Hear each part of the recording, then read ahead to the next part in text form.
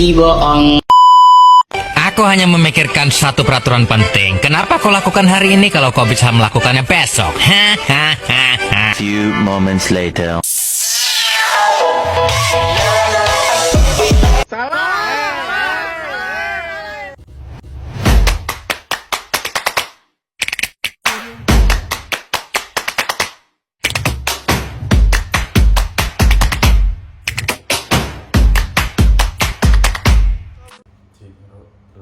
Assalamualaikum warahmatullahi wabarakatuh. Kami dari kelompok 7 ingin mempresentasikan hasil kerja kelompok kami dengan judul Komparatif untuk pendekatan parametrik. dan di sini yang beranggotakan saya sendiri Nicholas Ferry Bustama, NPM 23810372. Dan saya Azian Kelana Putra, NPM 2381074. Yuk, mari kita lihat hasil presentasi dari kelompok kami. Stay tune. Yuk.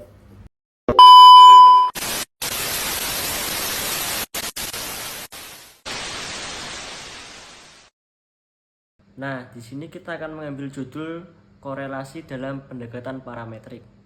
Oke, selanjutnya ada definisi korelasi. Yang pertama ada definisi korelasi. Definisi korelasi adalah ukuran statistik yang digunakan untuk mengukur kekuatan dan arah hubungan antara dua variabel. Adapun rumusnya yaitu XI min X, YI min Y, SQRT, XI min X kuadrat, YI min Y kuadrat.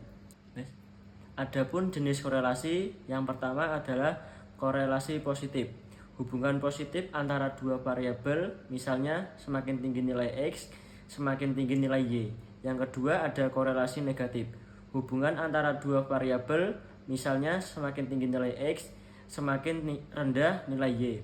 Yang ketiga ada korelasi nol, yaitu tidak ada hubungan antara. Selanjutnya koefisien korelasi. Yang pertama ada koefisien korelasi atau R, yaitu ukuran kekuatan hubungan antara dua variabel.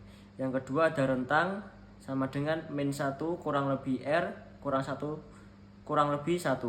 Yang ketiga ada interpretasi. R sama dengan 1 korelasi positif sempurna, R sama dengan min 1 korelasi negatif sempurna, dan R sama dengan O tidak ada korelasi. Oke, dan berikutnya ada contoh kasus. Yang pertama ada contoh analisis hubungan antara nilai ujian dan nilai tugas. Yang kedua data. Data itu nilai ujian dan nilai tugas dari 10 siswa. Yang ketiga adalah hasil. R sama dengan 0,8, yaitu korelasi positif kuat. Berikutnya ada manfaat korelasi. Yang pertama, mengidentifikasi hubungan antara dua variabel. Yang kedua, membuat prediksi nilai satu variabel berdasarkan nilai variabel lain. Dan yang ketiga, menganalisis kualitas apakah hubungan antara dua variabel bersebab atau akibat. Yang terakhir ada kesimpulan.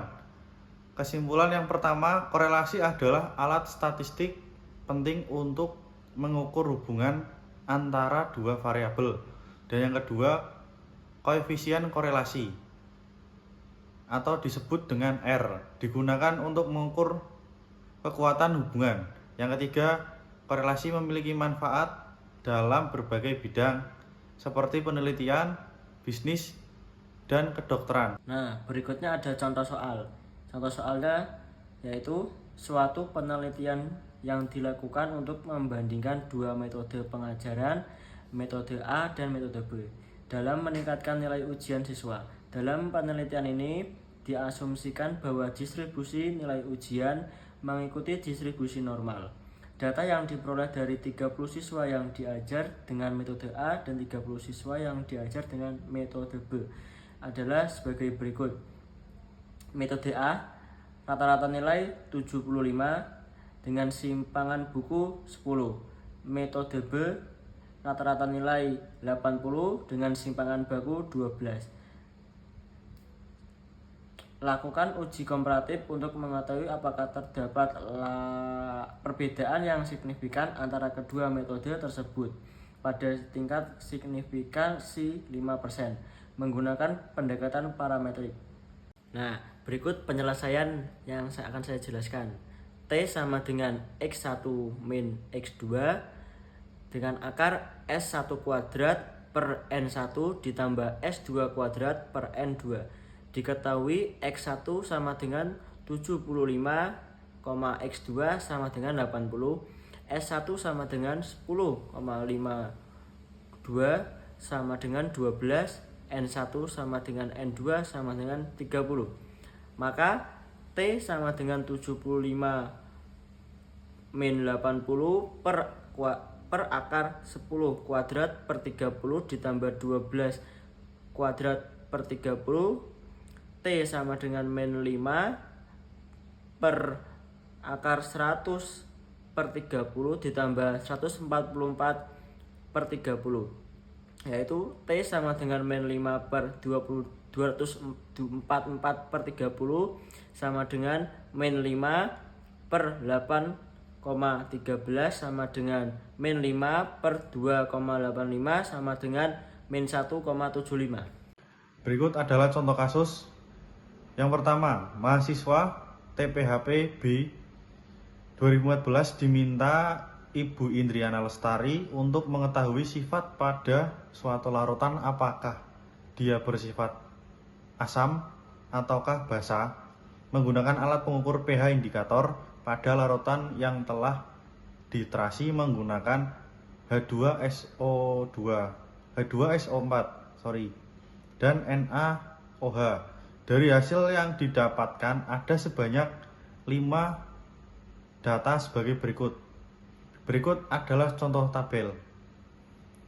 Dan yang ditanyakan adalah apakah terdapat hubungan yang signifikan antara H2SO4 atau bisa disebut dengan X1 dan NaOH yang bisa disebut dengan X2 terhadap pH bisa disebut dengan Y. Oke, berikut ada penyelesaiannya. Bisa Anda lihat di layar Anda, ada tabel. Dan untuk penguraiannya sebagai berikut.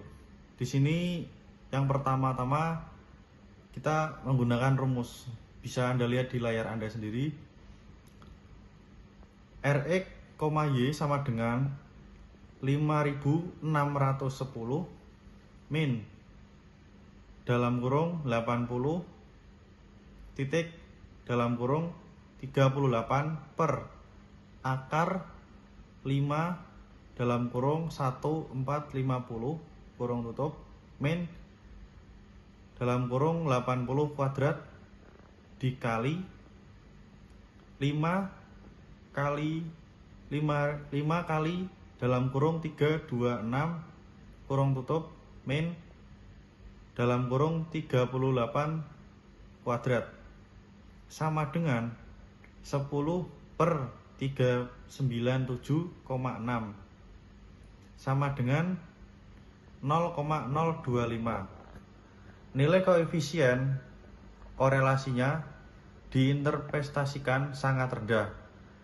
Kp sama dengan R2 kali 100%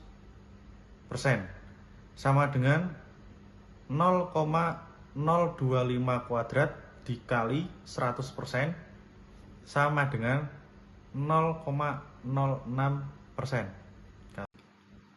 Yang ketiga, Rx, Y sama dengan 5 dalam kurung 680 min 80 kali 38 per akar dari 5 dalam kurung 1450 min 80 kuadrat dikali 5 dalam kurung 326 min 38 kuadrat sama dengan 360 per 397,6 sama dengan 0,90.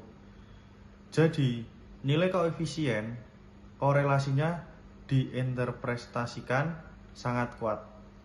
Kp sama dengan R kuadrat kali 100% sama dengan dalam kurung 0,90 kuadrat dikali 100% sama dengan 81%. Dan yang keempat, Rx X2 sama dengan 5 dalam kurung 1325 min 80 kali 80 per akar dari 5 dalam kurung 1450 min 80 kuadrat kali 5 dalam kurung 1450 min 80 kuadrat sama dengan 225 per 850 sama dengan 0,27. Jadi nilai koefisien korelasi diinterpretasikan rendah. Kp sama dengan R kuadrat kali 100% sama dengan 0,27 kuadrat dikali 100% sama dengan 7,29%. Dan yang kelima ada R YX X2 sama dengan 0,1024 plus 0,7225 min 2 dalam buka kurung 0,32 tutup kurung 0,85 0,17 per 1 min 0,0289 sama dengan 0,82 min 0,092 per 097 sama dengan 0,73 per 0,97 sama dengan 0,75 sama dengan 0,87. Nilai koefisien korelasinya diinterpretasikan sangat kuat. Kp sama dengan R kuadrat X 100% sama dengan 0,87 kuadrat X 100% sama dengan 75,7%. Dan yang keenam ada F hitung sama dengan R kuadrat per K per 1 min R kuadrat per N min K min 1 sama dengan 0,87 kuadrat per 2 per 1 min 0,2087 kuadrat per 5 min 2 min 1 sama dengan 0,38 per 0,059 per 2 sama dengan 0,38 per 0,0295 sama dengan 12,9. F tabel dengan DK pembilang sama dengan K2 dan DK penyebut N min K min 1 2, maka F tabel adalah 19,00. Kesimpulan, karena F hitung 12,9 lebih kecil dari F tabel 19,00, maka HO diterima dan HA ditolak. Tidak signifikan dengan nilai koefisien determinannya sebesar 75,7%. Artinya tidak ada pengaruh yang signifikan antara H2SO4 atau X1 dan NaOH atau X2 terhadap pH atau Y. Demikian presentasi dari kelompok kami. Bila ada salah kata atau perbuatan mohon dimaklumi karena kita Manusia bukan boy. See you.